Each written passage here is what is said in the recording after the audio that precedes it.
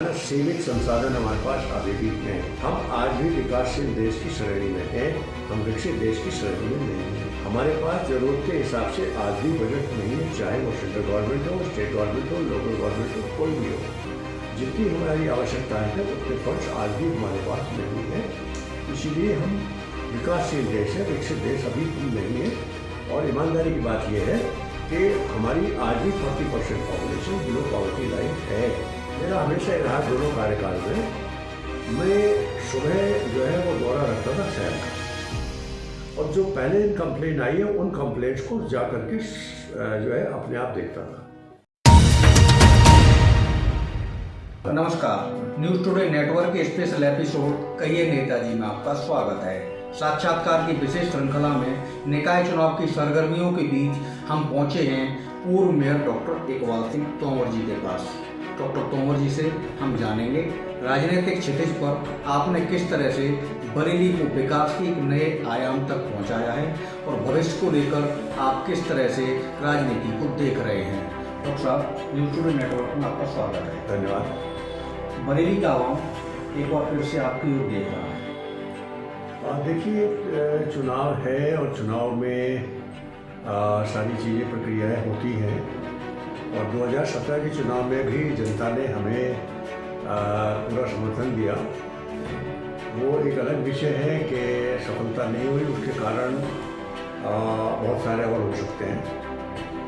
जहाँ तक बात आती है विकास की, विकास एक निरंतर चलने वाली प्रक्रिया है, जो कभी भी ये नहीं होता कि विकास संपूर्ण हो गया, बंद हो गया।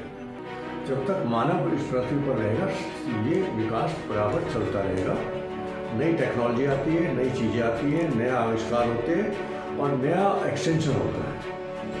तो जो है विकास तो बराबर चलने वाली प्रक्रिया है, जो इंसान के साथ हमेशा चलती रहेगी।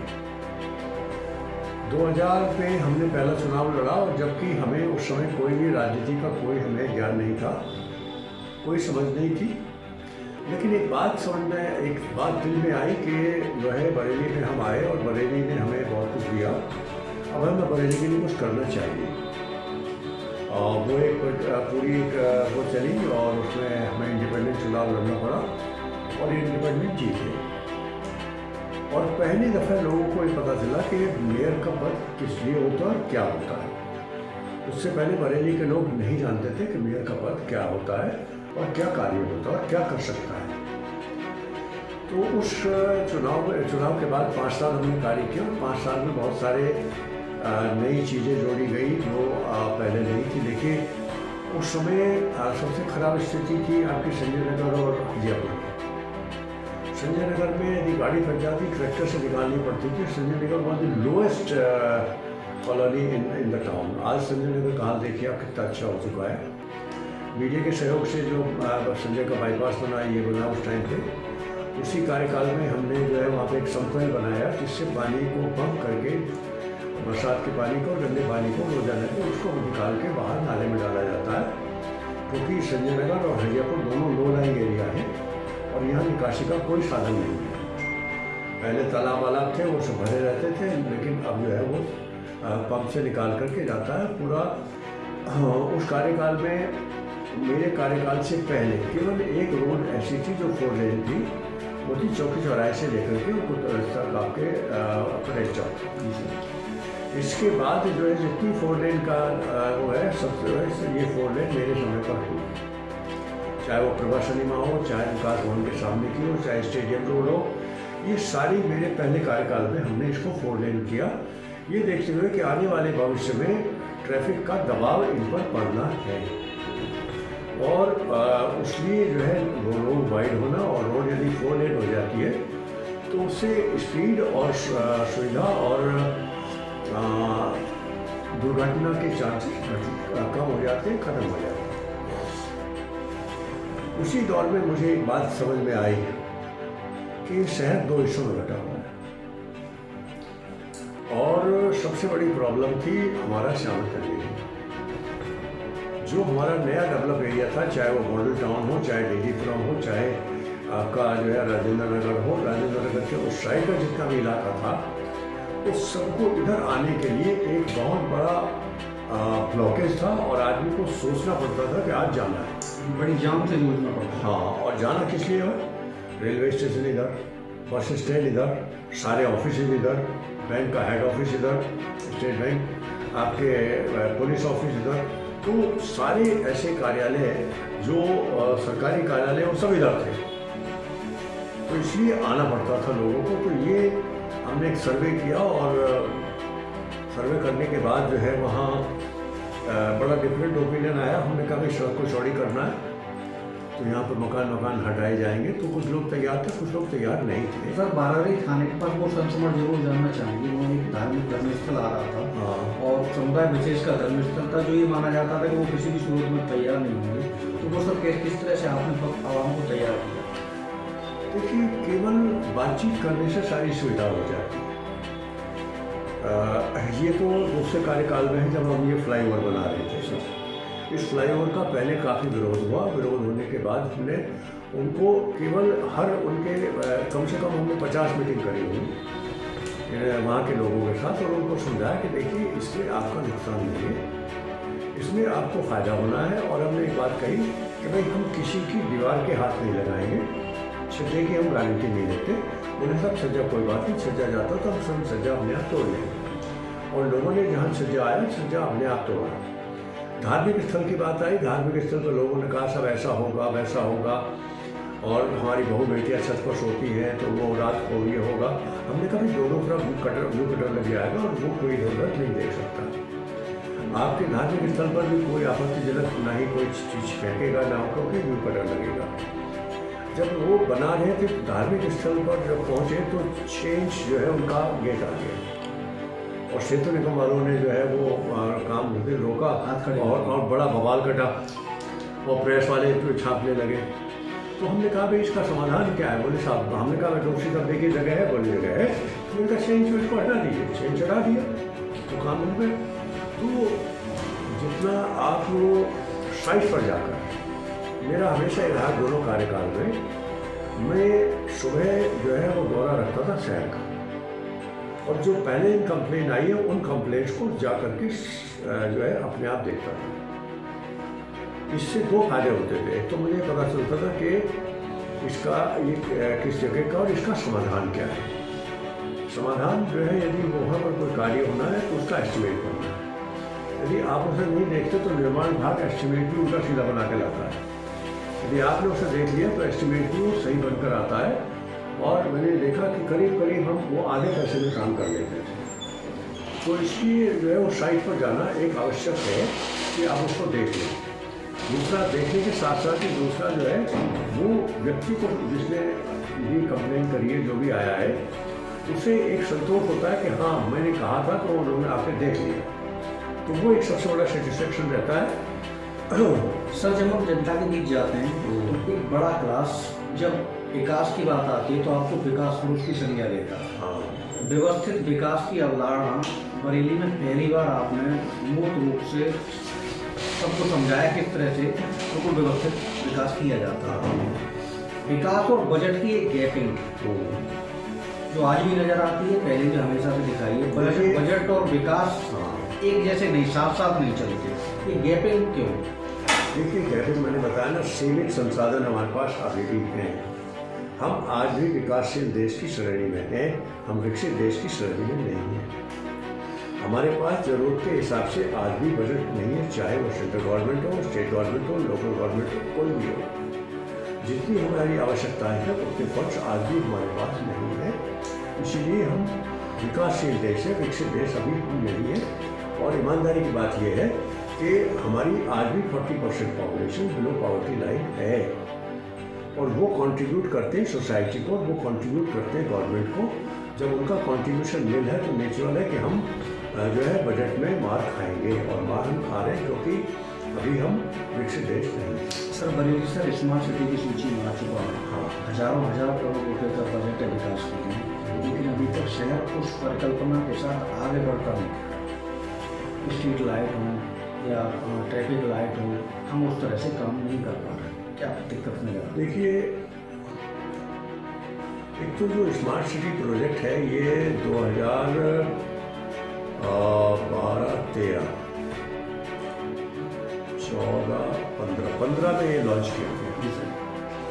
15 में जब ये लॉन्च किया गया तो उसमें विकास भवन में माननीय प्रधानमंत्री जी और तत्कालीन नगर विकास मंत्री वेंकैया नायडू जी थे, और पूरे हिंदुस्तान के जो 100 ये थे, 100 नहीं बल्कि जितने भी डिस्ट्रिक्ट थे उन सब के मेयर और या जो है जनप्रतिनिधि और अधिकारी और ये सारे बुलाए गए थे, हम उसमें गए थे।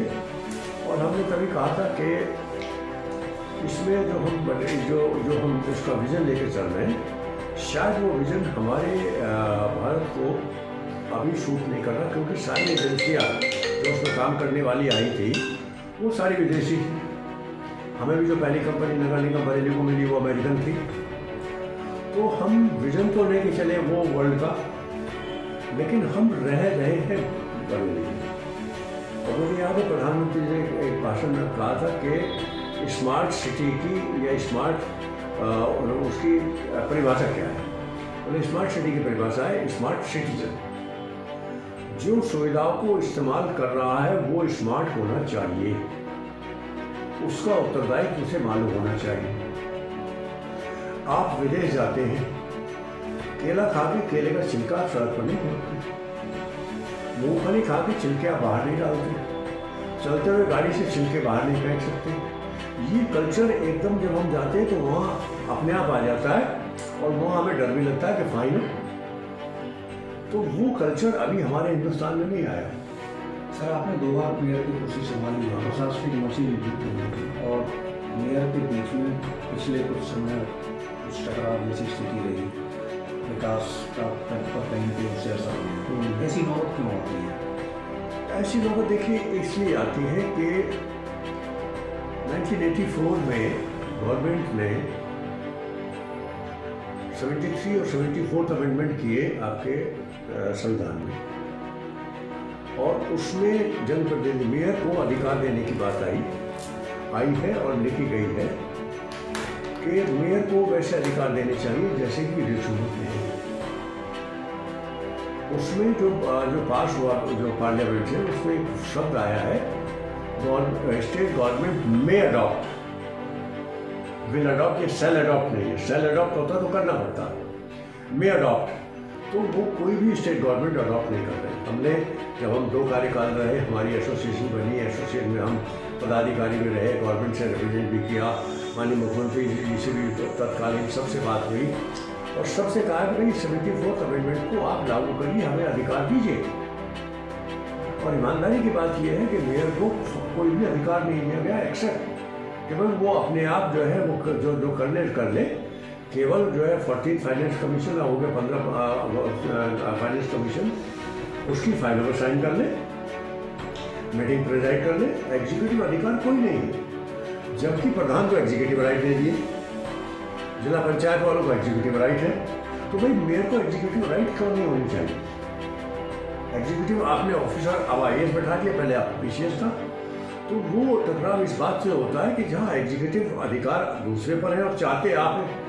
देखिए जनप्रतिनिधि में वो जनता ने चुन के मुझे भेजा, जनता मुझसे अपेक्षा करती है, जनता मेरे पास शिकायत लेके आती है, शिकायत का समाधान दूसरा कर रहा, शिकायत का समाधान मेरे पास नहीं है, शिकायत का समाधान मेरे दूसरे जो एग्जीक्यूटिव अफसर है, कोऑर्डिनेटर है, उसके पास है। मुझे उसको कहना है कि साहब आप ये करिए, तो वहीं पर बात टकराव की होती है कि साहब आप जो है वो वो दूसरी तरीके से काम करना चाहते हैं, आप दूसरी तरीके से करना चाहते हैं, टकराव होने शुरू हो जाते हैं। सर, बरेली में आपको एक ऐसे राजनेता के रूप में पहचाना जाता है जो निर्दलीय या दलीय रूप से जब भी मैदान में आते हैं तो जनता के दिलों पर राज करते हैं और जनता उनको हाथों हाथ देती है। जय पराजय अलग बात है, लेकिन बरेली में सिर्फ आप ही को 2 बार मेयर की कुर्सी संभालने का मौका मिला है। अब यहाँ से मेयर चुनाव का फिर से संकल्प हो, आपकी और जनता फिर देख रही है, आपकी पार्टी समाजवादी पार्टी भी आपको। हाँ, ये बात सही है, बिल्कुल देख रही है, और उम्मीद है कि चुनाव की जो आरक्षण की घोषणा हो जाए उसके बाद निर्णय लेंगे, और यदि उसमें हम क्वालिफाई करते हैं तो चुनाव लड़ेंगे और बरेली की जनता को एक बार फिर अपनी सेवाएं देखिए। सबसे बड़ी जो चीज़ है वो है पॉलिटिकल करप्शन।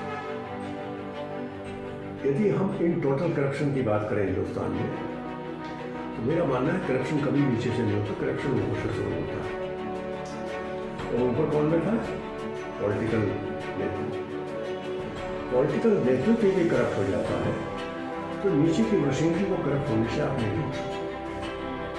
तो मेरा इन 10 साल के कार्यकाल में मेरा सबसे पहला सिद्धांत जो है ये रहा कि जीरो करप्शन।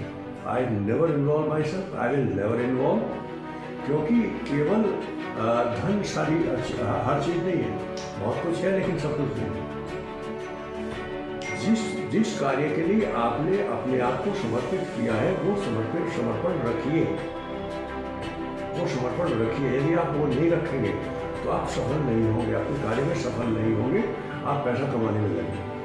सर, भविष्य को लेके अगले 5 वर्ष के लिए अगर संभावित रूप से देखा जाए तो बरेली में ऐसा क्या एक महत्वपूर्ण विकास और इंफ्रास्ट्रक्चर को लेके नजर आता है जिससे अगर आपको दोबारा मौका मिलता है तो आप उसे जरूर करना चाहेंगे? देखिए, मैंने बताया कि विकास एक निरंतर चलने वाली प्रक्रिया है।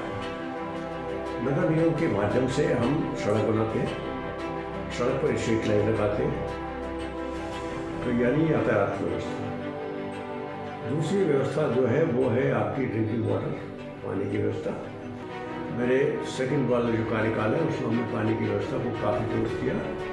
उसमें 18 ओवरहेड टैंक, जबकि 30 पहले थे, 18 जुड़े, तो यानी कि करीब जो थे उसके 50% और जोड़े गए, तो 21 ट्यूबवेल। क्योंकि पानी जो पीने की सुविधा है वो सारी अंडरग्राउंड वाटर से है, ये किया गया। और तीसरा कार्य है आपका सीवर सिस्टम। चौथा कार्य है, जो सबसे बड़ा कार्य है, वो है सॉलिड वेस्ट, यानी कि कूड़े का निस्तारण। यदि मुझे मौका मिलता है अब करने का तो मेरी 2 प्राथमिकताएं सबसे पहले होंगी। Number 1, solid waste management plant का लगना और चलना। मैंने पहले भी चलवाया, कानूनी दांव पेच से उसको बंद कराया। बरेली का उसमें कोई बरेली की जनता का कोई ध्यान नहीं रखा गया, कानूनी दांव पेच लगा के उसको रोका गया। तो मेरा सबसे पहला चीज़ होगा कि सॉलिड वेस्ट प्लांट चले। दूसरा मेरा होगा कि जो शहर का हिस्सा, बड़ा हिस्सा सीवर लाइन नहीं है जहाँ पर, उसमें उसके लिए सीवर लाइन का करना। क्योंकि आज की तारीख में आप ह्यूमन वेस्ट नाले में बहाएं और नाले से वो बड़े नाले से होता हुआ हमारी नदियों में जाए। मुझे बड़े दुख के साथ ये बात करना पड़ रहा है कि हमारा बरेली का अभी भी करीब आधे शहर का ह्यूमन वेस्ट, टॉयलेट वेस्ट नाली और नालों से होकर रामगंगा में जाता है। रामगंगा के पास लोग बाल गंगा जी में जाता है। तो वैसे मेरा ये भारत सरकार से भी इस पर अनुरोध रहेगा कि सबसे ज़्यादा प्रायोरिटी हमें इस पर देनी चाहिए कि ये वेस्ट किसी भी तरह से ना जाए और ये ट्रीट होकर के जाए। प्लांट जो लग रहा है वो आधे शहर के लिए है, आधा शहर अभी के लिए। दूसरी प्रायोरिटी मेरी होगी कि सीवर सिस्टम का करना, सॉलिड वेस्ट में जो है डोर टू डोर कलेक्शन और कूड़े का प्लांट चलना, कूड़े का टोटल निस्तारण। क्योंकि पूरा आने वाले भविष्य में भी बहुत बड़ी प्रॉब्लम होनी है। और दिल्ली में आप देख रहे होंगे कि जो म्यूनिसिपैलिटी के चुनाव है वो टोटल कूड़े के ऊपर हो रहे हैं और कूड़े के पहाड़ लगे हुए। जैसे आप दिल्ली में घुसेंगे लेफ्ट साइड पर आपको पहाड़ी पहाड़ दिखेंगे, तो इन पहाड़ को हम कब तक झेलेंगे? हमारे यहाँ भी पहाड़ लगे हुए हैं आपके बाकरगंज में, तो हम इनको कब तक झेलेंगे? अनटिल जब हम उनका प्रॉपर डिस्पोजल नहीं करेंगे तो आने वाले भविष्य में और कठिनाइयाँ बढ़ती जाएंगी। तीसरा मेरा जो एक और चीज़ है, पीने का पानी। पीने का पानी हम टोटल जमीन के नीचे से निकालते हैं और हर साल 1 से 1.5 मीटर पानी का लेवल 2 मीटर नीचे चला जाता है। तो हम अपने भविष्य, अपनी अगली पीढ़ी को क्या देके जा रहे हैं? अगली पीढ़ी के लिए हम पानी छोड़ ही नहीं रहे। अगली पीढ़ी और उससे अगली पीढ़ी के लिए हम पानी छोड़ ही नहीं रहे, रोज नीचे चलते चले जा रहे हैं। तो रामगंगा पर डैम बन रहा है और उम्मीद है कि ये जो है वो बहुत जल्द पूरा हो जाएगा। जब ये पूरा हो जाएगा तो यहाँ पर पानी रुकेगा। जब यहाँ पानी रुकेगा तो इससे 2 नहर भी निकलेंगी जो बदल साइड में जाएगी। तो मेरा प्लान ये है कि यदि एक डैम पूरा हो जाता है 1 साल में 2 साल में, हम इससे पानी लेंगे और उस पानी को पीने के लिए उसको फिल्टर प्लांट से फिल्टर करके, जैसा कानपुर में होता है, लखनऊ में होता है, आगरा में होता है, जमुना से लिया जाता है, आपका से भी लेते हैं। हाँ, आगरा में उससे है, कानपुर में गंगा से पानी आता है, गंगा नहर से भी पानी आता है, वो फिल्टर प्लांट से लेकर तैयार होता है, जिससे हम अंडरग्राउंड जो पानी है उसे बचा सकें, आने वाली पीढ़ी को कम से कम पानी मिल सके। ये मेरे दिमाग में है। ये बिल्कुल उसी तरह जिससे श्यामगंज पुल था। श्यामगंज पुल के लिए कोई खुशी कह ले, किसी के दिमाग में नहीं था। आज कोई पॉलिटिकल पार्टी, कोई नेता किसी भी पार्टी का उसके बारे में कहले के साथ मेरे दिमाग में था और मैं भी सोच रहा था, ये कर रहा था, ऊपर एब्सोल्युटली नो। विजन आप लेके वो विजन मेरे दिमाग में 2002 से 2003 से घुसा था, उस कार्यकाल में नहीं हो सका। दूसरे कार्यकाल में मैंने अपने ओथ लेने के 2 महीने के अंदर अंदर उसका प्रोजेक्ट बनाकर अखिलेश जी के पास लखनऊ लेकर चला गया। वो और ये आपका जयनगर क्रॉसिंग ब्रिज, इन दोनों का लेके गया। और लाल फाटक 2014 में 2013 मार्च में स्वीकृत हो गया था। 1 करोड़ रुपया जारी हो गया था सर्वे के लिए, अखिलेश जी ने किया था। तो पानी क्या जो है मेरे दिमाग में है कि ये चीज़ होनी चाहिए। तो मेरी 2 प्रायोरिटी जो है सब ये सब रही कि एक ड्रिंकिंग वाटर का, हम सरफेस वाटर का अरेंजमेंट करें, सरफेस वाटर कहलाता है।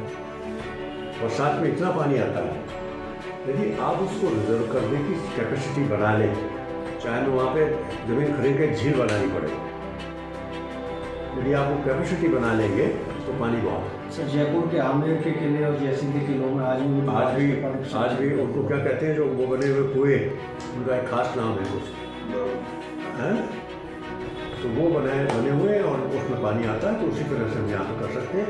ये मेरे दिमाग में है। दूसरा पूरा विस्तारण इज वेरी वेरी इम्पोर्टेंट। और जो बाकरगंज में है इसको हटाना, इसको हटा के है इसको डेवलप करना, और डेवलप भी ऐसे करना कि लोग वहाँ जा सकें, घूम सकें। इस तरह की डेवलपमेंट होना चाहिए। ये मेरा विजन है। बाकी समय बताएगा कि जनता सपोर्ट करती है, हम उस पद पर आते हैं, नहीं आते हैं तो ठीक है, आते हैं तो करेंगे। बहुत बहुत धन्यवाद। साक्षात्कार की विशेष सीरीज में आज हम मौजूद थे पूर्व मेयर डॉक्टर IAS तोमर जी के साथ। अगली कड़ी में नई शख्सियत के साथ फिर हाजिर होंगे। मैं अंगूर भारद्वाज शुभम सिंह के साथ। धन्यवाद।